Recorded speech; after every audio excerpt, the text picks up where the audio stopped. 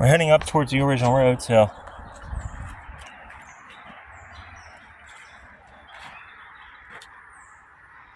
yeah. We're heading there. It's coming up a mountain. Stuff about the Underground Railroad. Right off Harper's Ferry. This is the one I want to talk about.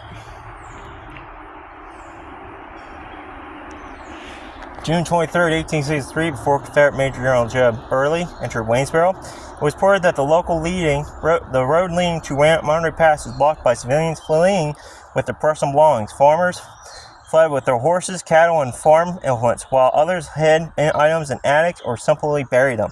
Upon hearing that the Confederate Army was north of the Potomac River, John Phillips, a cashier of the First National Bank of Waynesboro, gathered up all the bank's documents and money. He quickly loaded up his carriage with all of the bank's assets and fled to Monterey Pass. At Monterey Inn, Mr. Phillips and his wife resided briefly and talked with several Union officers until they heard the tromping of people along the main road. Mr. Phillips quickly joined the refugees and began making his way into Fairfield. A year later, 1864, civilians again fled in the advance of the invading Confederate Army. Many passed through Monterey Pass during the Battle of Montgomery, Maryland. July 9th, Monterey Pass was part of the Confederate chain of pickets that stretched southward to Champion's Gap. Portion of Confederate Brig General John Evelyn Bridge was in the area raiding farms. So there's things. So this is what happened a lot. Whenever the hell the Confederates are coming to your town, if you were prosper, or even just somebody who was scared of what the Confederates are going to do, because they're going to steal your shit. You're like, oh crap, Confederates are coming. Get my crap. Get the hell out of here.